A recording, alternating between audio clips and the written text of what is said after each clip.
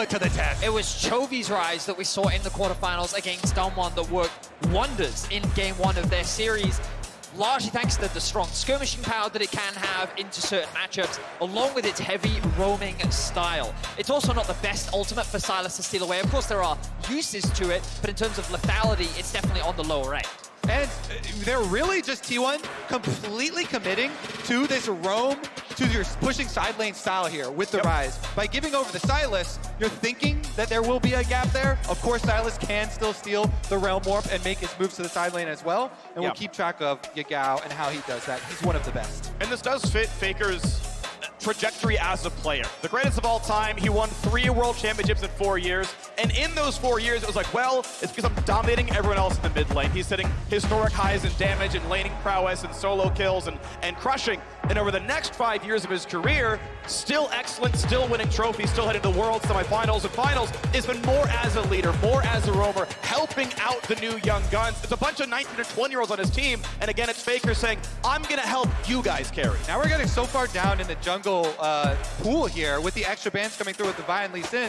You actually are looking at things like the BelVeth, maybe even a Jarvan for setup for early ganks to be able to aggressively set up those lanes as you're talking about. He's flexing his core right now. So far at the World Championship, he has brought out one Nidalee game. I'd be surprised if we saw it. The BelVeth is being hovered right now, but we'll hold our breath. Will it be one thing? Yes, it will. BelVeth, a World semifinal. He is quite possibly the jungler I am most confident in the whole world in pulling out this champion. As I said, one of the earliest adopters, played it in LPL Summer, played it in the playoffs. Oh, yes. He often Yes! Yone for Zeus, baby! It was his most played coming into the series, and it's time for Yone game 3. You were talking about the BelVeth in terms of the consistency and reliability for Kanavi. Zeus, this was his answer to Aatrox. This was something that he's brought out as a counter. Now he's bringing it out blind, and he's saying, show me what you got, 369. Yeah, it's one of his iconic champions, one of the preferred champions, the carry top for T1. The 18-year-old brought up through the T1 Academy system. So much faith, so much confidence put in this man. I love it. I think it's a great call. It's a physical heavy team. Malphite needs to be played more. I love this pick. We knew 369 would enter with so many tank top laners here because Kanavi is the focus, the carry player for JDG. And we finally get a Malphite with the recent Malphite buffs. Long time he has not been pulled out, but such a good answer for those team fights that make JDG what they are. That ultimate slamming into T1 will always give you a way back into the team fight. I've never been this excited for a Malphite before, but not only is it great into this comp, but it's 369's Malphite. Like, he is touted as one of, if not the best top laner in the world. He had a great game 1, and now JDG are rounding out what is another fantastic team fight composition. The engage is good, the front line is good, and the back line carries and skill expression for JDG looks everything to give them a repeat of game 1. And T1 are solo AP and a Ryze AP at that, so a very good spot to pull out this champion for JDG. Well, on to the rip to go in a second. Is it going to be enough? Now this time, it's a different matchup on the top side. It was such a big deal for 369 to get into team fights on Jax. Solo zone 3 people to guarantee. The Elder Dragon, once they've got it, get everyone low for the team to clean up. He was huge in a fighter-fighter counter pick. This time around, Malphite Yone. Not going to be killable in lane, but it's not going to be him solo carrying team fights. It's going to be him starting team fights and making sure his teammates are there to carry the actual damage sources. And I'm very curious too about the build for the actual damage sources because Kanavi, when he first brought out BelVeth, was always going with this semi-tank build. The Blade of the Ruin King into then tank items later. But in Champions Queue, I saw him multiple times do the full DPS BelVeth, Kraken Slayer, Blade of the Ruin King, full DPS. So I want to see if Kanavi will commit to that, or if it feels like Yagao and Hope will carry the weight.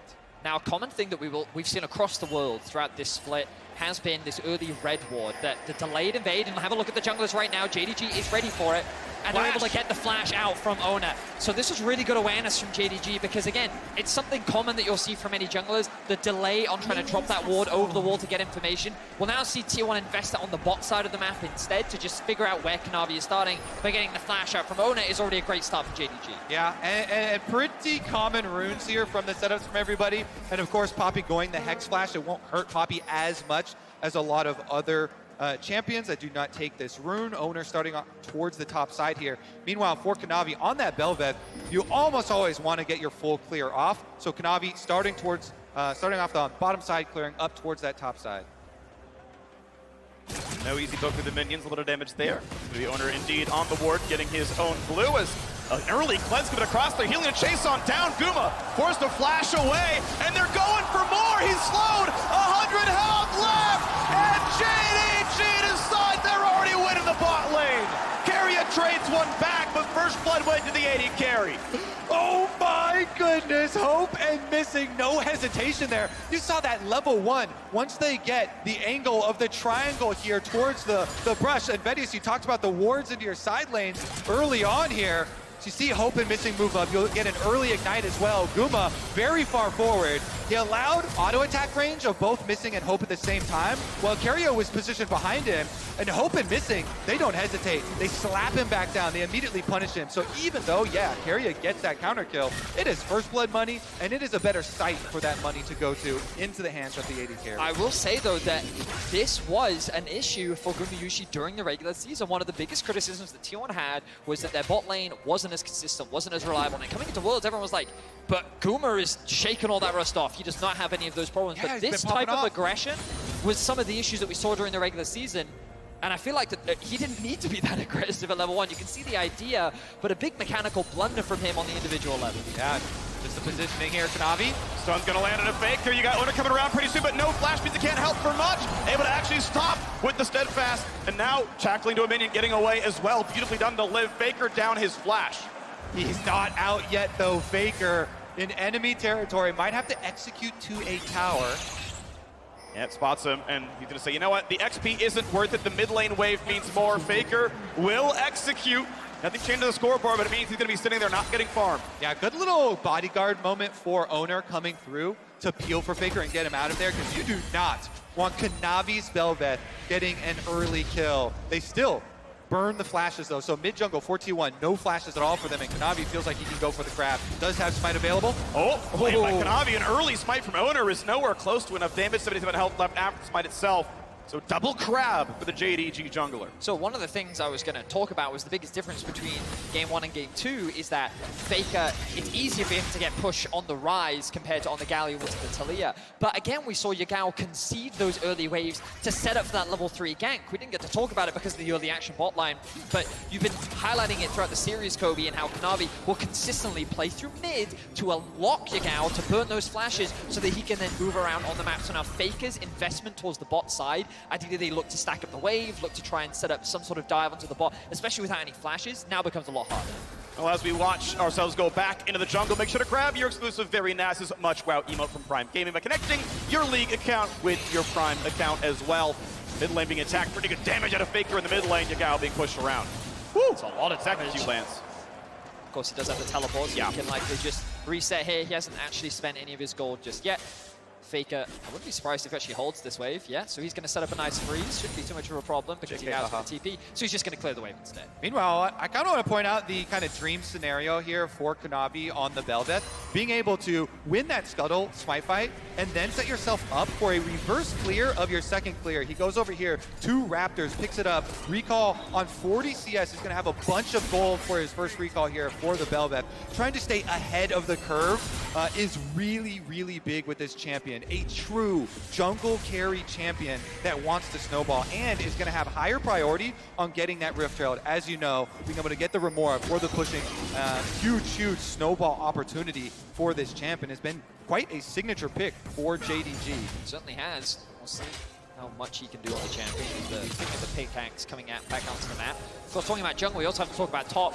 often JDG are a very good topside focused team. They do invest a lot early in terms of 369, but we haven't talked about this matchup at all. In terms of the early game, it often is Yone favored. He can get a lot of favorable trades. Malphite doesn't offer that much. There's a certain break point around like level 7, level 8, level 9, where he can really start winning out on the 1v1. Starting off with the Warden's Mail already will make this matchup inherently harder for Zeus to bully and push 369 around. He got rid of all the wards, so Kanavi was not seen clearing his bottom jungle, was not seen coming down the river. Oner, though, nearby as well. There's no fight to be had. The wave is pushing towards JDG, and Oner himself now spotted by this control ward. I think he knows from his own sweeper as they roam over. They can't quite find that kill, but with a knockup, looks like it is going to be Scuttle Crab claimed for Kanavi. Level 6 as he knocks it down. Well done to him. Bubble nearly lands it missing, but that's a jump on forward. And Whimsy into a root, into a lot of damage. Heal is forced. Hope lives at the end with a heal, but now Guma pretty low. Has his own flash if needed. Kanavi cannot reach him. Yeah, it's actually so dangerous when BelVeth has both dashes that are in the direction of your lane to be able to chase down. Oh, yeah, Yagao's in the way. Both mid laners here. Okay, it's a 4v4 down here. Is it going to be a fight, though? Looks like it's going to be a wave clear. Everyone's going to make sure it's safe. And now I think Yagao got spotted. Oner sees him. Got to find some poke, but nothing more. Yagao was spotted, which meant that T1 were hesitant to commit to that fight. Problem that Faker now faces is Yagao is on his pathway towards getting back to mid lane, which means he's going to be forced to go back to base and go the long way around. JDG will convert this pressure bot into a dragon, and they're going to emulate exactly what they did in game 1 and set themselves up to contest for that 8-minute Herald. Wouldn't be surprised to actually see them catch this wave, go back to base. For this? He flashes for it, and he finds the tackle. Oner's running as fast as he can, but he's going to be slowed up, finds a flash forward, and a kill comes across. The Dragon Steel trades his life. Flash down, Gumayusi lives. That ward inside the Dragon Pit. Oner, Hex Flash over the top. He is not giving away the objectives to JDG. And just sacrificing one kill for the Dragon is for sure worth it for Oner. Pretty big play there off the vision advantage for T1. Kanavi did get a kill, so he ultimate BelVeth. Flash forced away. That would have been maybe a kill entirely on a Faker, so damage comes across. He's rooted, presses E for the damage reduction. Now, Oner did actually burn the full 5-minute flash cooldown, just got it back.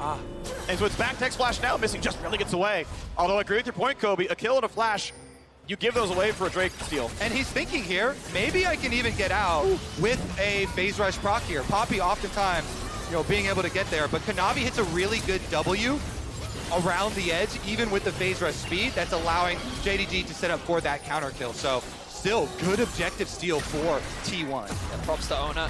The downside of this means that Kanavi will have the advantage to immediately path back. I don't think he's actually reset yet after that Drake. Yagao though, and the bot lane, as we discussed. My expectation was that JDG would take Drake, clear bot, reset, and then come back out onto that for this objective. They didn't get the Drake, but they should be able to secure the Herald. And JDG once again demonstrating their very clean early game objective control. Transforms again, now has the Void Remore, which means you can start knocking down some turret plates as they look towards Zeus's shade. Can't quite get that one, but now Hope set to the top side to start going for turret plates. Yeah, they made the full commitment, recalling bottom lane, reassigning them up towards that Rift Herald to ensure you can get it for this BelVeth.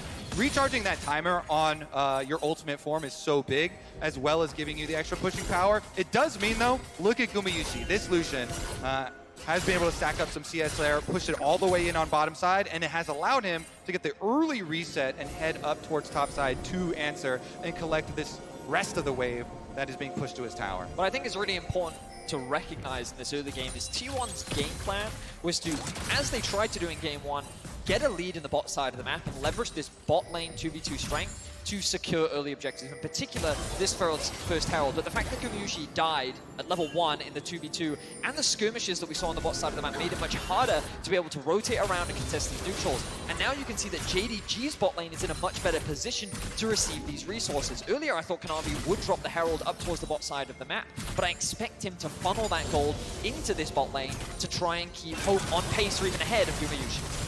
We get damage of the ulti. Hope chunked down to about 2/3. Gets the better side of that trade as he puts his ulti down. And of course now down to cooldown as Hope's going to try to regen back up with his red gun, but low on ammo and a nice Q snipe comes across. Also, with last game coming down to so many key objective fights and key objective steals here, T1 getting the first dragon for themselves, setting them up for possible stacking as well is really big. I think JDG, after that first game as well, they're so used to people underestimating them. Yep. Even though they are the LPL champions, in the LPL, they are one of the least popular LPL champions of all time. Does not have the huge fan base, has a lot of doubters, and still, yet, They are the LPL's last and only hope, and 369 is tanking them. Sidestep Zeus' first Q. Gotta find the knockup now on Oner as well. He'll stay alive. They go back in for the combo. Huge damage coming across, and he's gonna find the kill to 369. Triumphs back up the health. A knockup onto the tower. Kanavi cannot finish the kill. Yagao's now on the way, walking through a ward. Will it be enough? Knows he can steal one of the ultis, but with the wave cleared away, I don't know if Kanavi can play for it anymore. Find an ult combo now onto Lulu as well. Guma getting chucked. Lulu not keep fighting this one that was missing. Walks up, summoning heal forced out. Traded now back onto Hope. Ignite is still up for missing. Keria can find his next bit of the combo, not just yet though. Here comes the dive, it's not gonna happen. And Yagao's locked up. Zeus finds another kill. 3-2 and T1 winning to the top lane. The top jungle of T1 comes out on top, getting the better of Kanavi and 369. They walk away with 2 kills. Oh, episode 1 of Top Lane God was so amazing. 369, he gets the victory in game number 1. But game number 2 here, the revenge of Zeus, gets the kill onto him as well as avoiding the tower dive there with the soul unbound. Beautiful play for him. And now, with 2 kills on this Yone, he can really show why T1 invests so much faith into all these top lane carries they pick for him. Huge, huge, huge skill peak for this champ. Take a look at this and the setup. You can see the investment of the ultimate from 369 was just too early. Kanavi wasn't close enough to be able to turn anything around, and Zeus didn't commit any of his abilities, which meant that the second Oner was close by and 369 oversteps, they're able to get that initial kill. At this point though, JDG saying we can make the play. God. Great sidestep from Zeus, great flash away from the ultimate, the knock in the wall from Oner.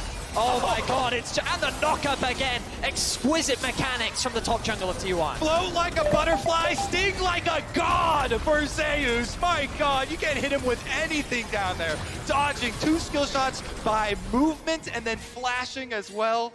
Gentlemen, I think we're in for another close game. The gold is pretty much dead even. The Herald will be dropped, which means the bot lane of JDG will find further advantages. Oh, Hope, though, takes a lot of damage. Of course, Zibba can't find the kill, goes to the wrong target, nearly dead. Gets the shield flashed to safety. 369 would love the tower dive, but he doesn't have the target anymore. Keria, healthy enough at 400 HP, and the first Drake was stolen by Oner. JDG committed the resource. This one, they will actually get. Look at this ward. He's not letting it happen again. That just gave me flashbacks to the last one. They've got a ward over the back this time. They don't want to let anything go through.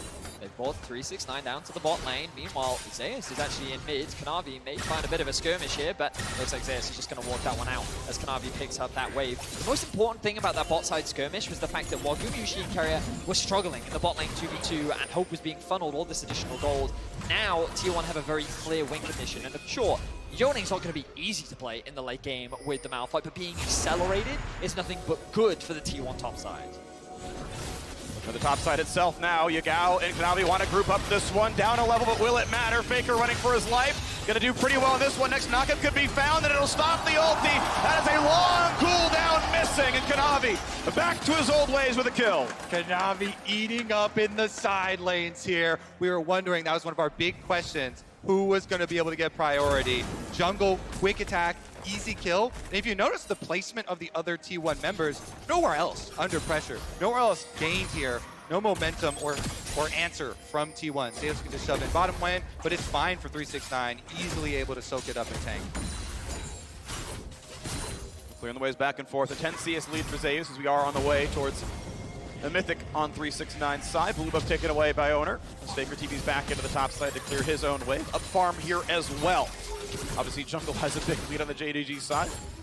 See how that plays for, but a very close game. Tied in gold, tied in Drakes, and once again, we have the Cloud Rift on the way to a Cloud Soul. So in terms of where the gold is distributed, a lot of the gold advantage for JDG is actually in the jungle. You can see that Kanavi sitting at 112 CS, just slightly ahead of his own mid laner. This is pretty common for him.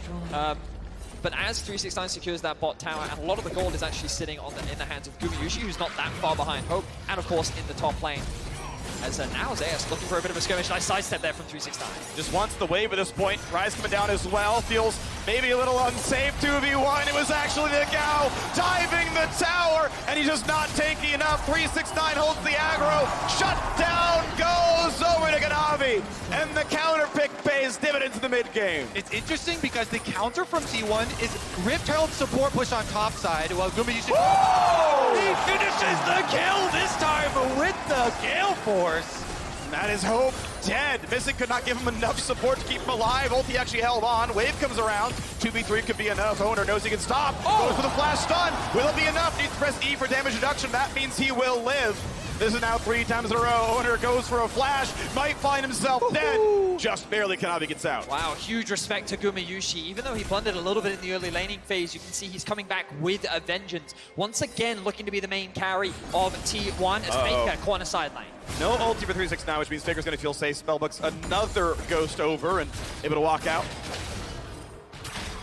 Once again, T1 reclaim control of the gold lead. It's a constant back and forth between these two teams as they find picks across the board. JDG with their pick on the Zeus on the bot side of the map.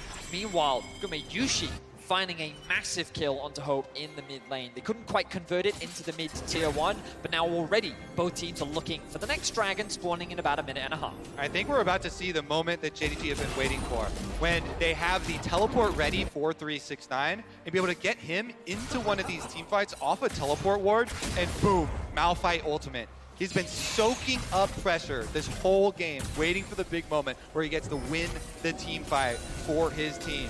And T1, can they stop it? They must sweep through and clear out this vision so that they don't get surprised. Faker coming to join the rest of the team here on the Ryze. He's got Realm Warp available, so he could go top lane and soak it up and still be within range. 369 shouldn't have been seen, could look for an ult. He has his own flash as well, but not going to go for a tower dive. T1 still feeling safe in this one as the bot wave is pushed in. Zeus does not stay for any longer. As Malphite was on his way down, could have been roamed upon. Yagao could TP. Honestly, it looks like he's going to commit to it. He got both towers with that Rift Herald push that we talked about last time. So there's a long open lane here, but no wards set up to support it. And really, they're just thinking about trading this bottom side dragon that is going to pull JDG's attention. And T1 have set up for this Drake very nicely. Faker getting that deep push, as you highlighted, Kobe, along with the mid flash in. Over the wall, Hex flash into a stun, but kind of able to jump back away. Has helped his Lulu in the end, and they're going to kill off that ward he was on.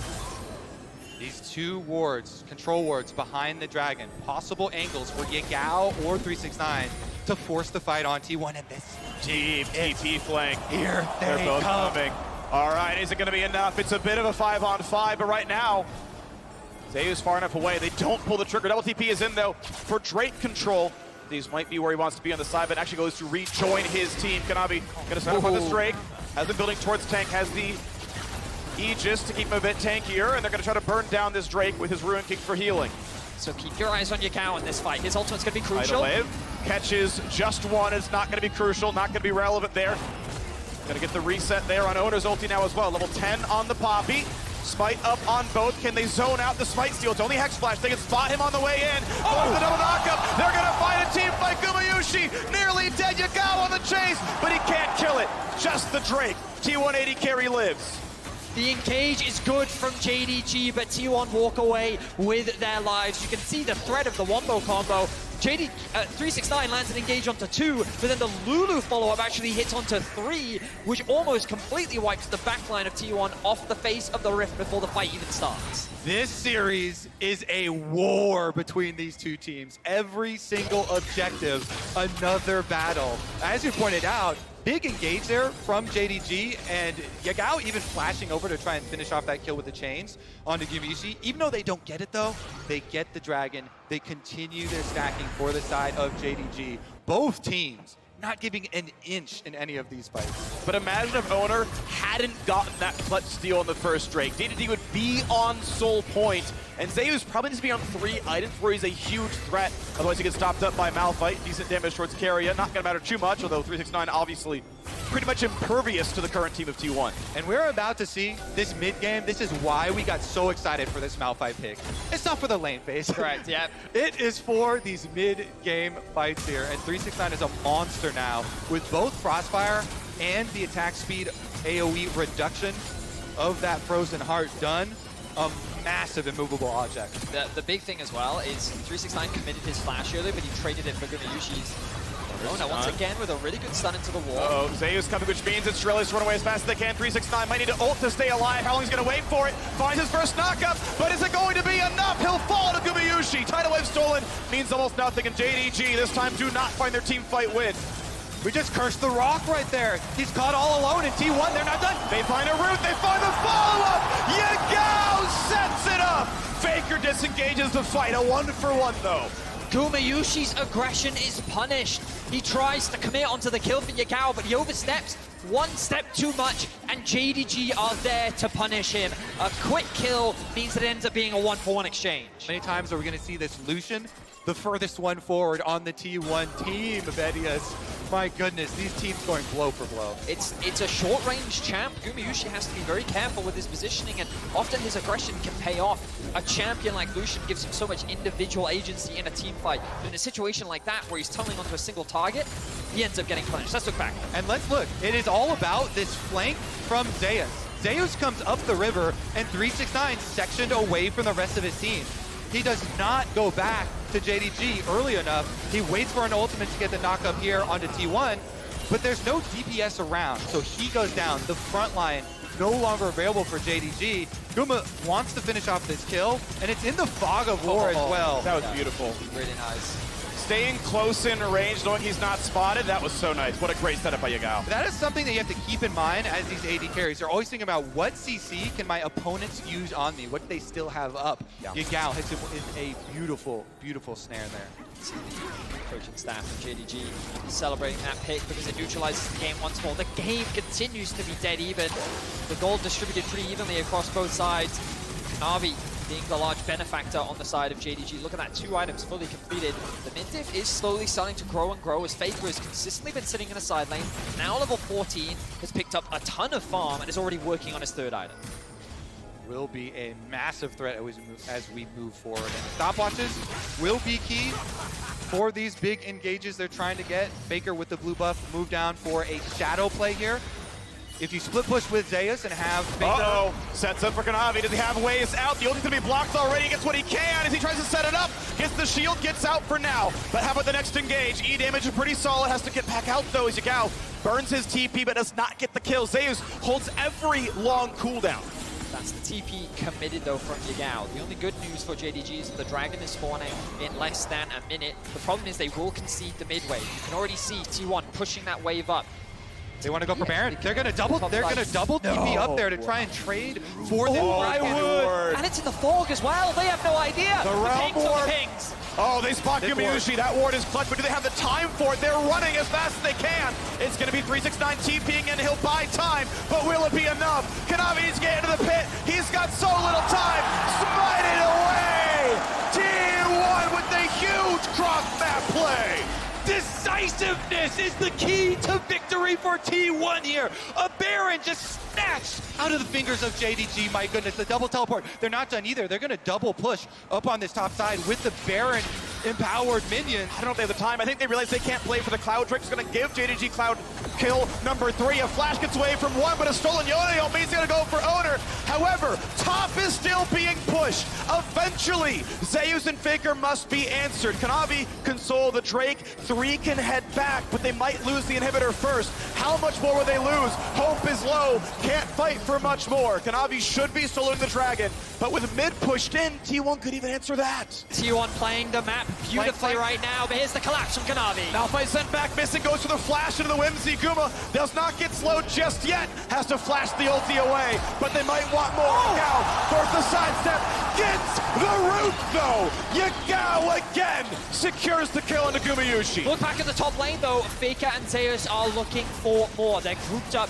They know that they can kill 369 in a 2 versus 1. He doesn't have his ultimate. There's no way alone he can stop this. They're going to hard commit to it. T1 will get this inhibitor in trade. The push and pull on this map is insane right now. JDG will get a tower plus the dragon, and recalls are going off already. They don't know it's 3v2. They don't know they're outnumbered. Keria sets up the CC, and 369 goes down. Zeus nearly finds his own knockup. His ulti is down. His flash is available. What a great setup from Keria to sneak in and make that fight easy. Now they can try and rotate towards mid lane here with the top side push, and super minions now spawning towards top side. Looks like they will do it. There is Realm Warp available for Faker. V3, but is it enough? A great Glitterland slows down everybody. The mid wave, though, is still there. Red Bull Baron Power Play going to be at 1,000 gold, but also down that dragon. It is once again Cloud Soul point for JDG. Let's just take stock of what T1 just did on the map. They recognized they couldn't take the dragon. So they TP into the fog on a minion topside so that they can't be spotted. They then realm warp into the Baron to get there as quickly as possible. They take it down using the Poppy ult to keep the Malphite out of the fight for any potential risk or stalling. And then they leverage the fact that, again, JDG want the dragon, so they commit to the top side. Faker using the Rift Herald earlier in the game so that they can just generate this constant point of pressure, which JDG have to answer, giving them access to the mid lane. Just incredible map movements from T1 here in game 2. It's just so smart because they're playing to their comp win conditions here. They don't want to play into that Malphite. They don't want to let the big setup from JDG happen again. The 369 plus missing, double ultimates, double knockups could be devastating. And so T1 have gotten themselves the map advantage that you're talking about. Now with Supers on top side, pushing here through the bottom side with the remnants of that Baron. Hope's gonna take so much damage, flashed away, Gale Force ulti! It is the second time in a row Guma finds that one. In the bot side is a fight though, Faker attack, but tanky for a while. Huge ulti from Zeus, gets one, gets two, and T1, they see your 4v5, and they don't care under the tower, they kill two. They rip them apart, and they're going to be able to push up mid lane with that. That's two critical carries. Yagao and Hope with very long respawn timers, two inhibitors.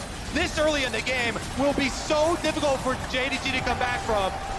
They're trying to end. Look at the positioning. They're running rather far forward. Now they're going to realm warp away to play for the next side of the map with a new wave. They're going to be here for bot lane tier 2. The gold lead will balloon. The mid inhibitor is down. Top inhibitor is down. And all these turrets have been cracked. T1 have just blown this game wide open. Unbelievable performance from them. I felt like JDG was the one dictating the pace of the game, controlling the map in game 1. But T1 have just one-upped them here in game 2. And look at Gumayusi getting his revenge in the 1v1 as he gets another solo kill on the Hope. Key thing here, look at the split push for JDG. They've got Sylas teleporting in now, but it was a beautiful engage. And Zeus. So it's the reason why his Yone is so feared. Sets it up for the team, doesn't hesitate, doesn't care if you're a tank, immediately engages, wraps up JDG with those extra kills. T1 pushed forward so quickly. And that Zonya's from Faker. 10 years in the game, reflexes like Zeus. Unbelievable performance. T1 now in firm control of game 2. Honestly, I think the critical factor here has been the speed that T1 are throwing these questions at JDG. It is like a rapid fire test. 1 second to answer each move. Boom, they go to Baron. They burn it down. If you're slow on this, they get the Baron empowered recalls. They double commit to the push on the top side. They get the inhibitor. They consistently are forcing you into macro decisions, and there's no time to respawn. And so much of the credit needs to be given to the T1 solo laners, Zeus and Faker. They have been running rampant on the side lanes. Their map play has been exquisite, and now they find themselves Zeus level 16, Faker level 16, level advantages across the board. They're just not going to give JDG the team fight that they're looking for. Yeah, and now with double inhibitors down, you have such an easy time of controlling all the resources on the map. You can see it right now. They've completely wiped both jungles here of any resources for JDG to take, and if they litter the pathways through the jungle, all they have to do is retreat to Dragon, stop this Dragon Soul stacking, and JDG kind of forced to clean up all of these minions inside their base. They cannot afford to leave lest you get split pushed to death. So the farm continues. We are on 3 out of here. Yeah, Hope has himself a Guardian Angel. Baron is up right now, and you can see T1 on the way over. They don't care about Cloud Souls at all. They want to give up another one in exchange for the Baron. Guma trying to buy them some time. This is merely trying to push JDG away from the Baron while the rest of the team can burn it. Clean. You have an IE and a Zeal on Zeus. He's going to be fine to burn down this Baron. There's the vision gain. Will it be enough? Guma not hit by almost anything. Kanavi does not land the CC. So look at a mid-wave. 369 is here, but Baron is certain to be claimed. Now the question is map control, because you know their eyes are set on Dragon Soul. Good damage on a missing at a half HP. That was a lot of damage already onto the support, but look, T1 don't care. They didn't care in game 1. They have their eyes set on the Nexus, and JDG recognize it. But T1 having control over the mid wave, it is they who have the push, and guess what they can do with it? They can force JDG to back off and move to the Drake. T1 just get everything and then more. T1 just got Baron, and JDG got 2 mid minion waves for it. Just really, really high pressure there, and Gumayusi. Oh, he's gonna spot him. Ulti, only gonna catch the champion, which means they can land the CC combo, and they can find this kill in a Zeus. Now, will it be enough to do anything else, though? Because the Drake is certainly to be claimed by T1. Yep, your life is payment for stopping the Dragon Soul stacking here. T1 they actually made a lot out of those double inhibitors being down. Oh, yeah. What a fun game. Wow, I'm just so impressed with T1. I felt like coming into game 2, after what we saw from JDG in game 1, was that JDG just have a really good understanding of how to play the map, and then T1 completely usurped my expectations, and the way they've been playing these side lanes is just a joy to behold. We have two incredible teams competing right now. Specifically, Gumayusi has been playing on the edge with this Lucian. We criticize him when he gets hit with Yagao's Everfrost twice. Yagao, amazing play from him to be able to snipe him and the Fog of War play, but it's also Guma playing on the edge that has consistently killed Hope with the ultimate plus the Gale Force usage. Oh, stealing away, Colin, gonna be some decent damage. A couple of recalls already came through, and 369 is on the flank. Keria could be one kill, but they want more than that one. The flash forward, chains won't land. Keria will drop, but not gonna go for the ulti. On to Guma. It's Zeus who matters. They find the first one, they find the slow. The base is being attacked. Kanavi is there to defend it, and Digger's gonna get away, but that means he can reinforce the team fight. Looking for the kill onto Zeus, missing, running for his life. Oner gonna set up for another as Guma has already gotten a double kill. And Oner's gonna set up the third. That will be a kill onto missing. And now it's T1 against just two. 4v2 in the base, minions and a Baron flooding it as well. 20 gold bonus on the power play, and now going for the Nexus turrets. T1 looking to tie up this series, and Kanavi tries to bait the CC, burns the stopwatch, flashes in, finds what damage he can, and buys a bit of time, because guess what? The LCK Hero World are stopped by inhibitors, and T1 will not find the game just yet. Wow, T1 can't actually end because the inhibitor will in fact come back out onto the map. But what a crazy fight we just saw. JDG was setting up for the flank. They were looking to try and catch T1 in their recalls. But T1 again play it so well. They create 2 points of pressure. They force JDG to split apart. And the second that they are, Faker's round warp collapses onto the team and creates a numbers advantage. This is how you play a split push comp. This is how you play against a team fight. Great execution once again from T1. Exactly, and look how quick they answer. Teleport from 369 comes in. They want the team fight, but T1 say, we don't want the team fight. We want to pressure your Nexus. So with the teleport into the base from Faker, he forces the answer from JDG. They have to teleport out Yagao, meanwhile allowing the interrupt here, Zeus. Oh my word. Zeus. He interrupts the teleport. He basically kills two, sets up the double for Gumayusi.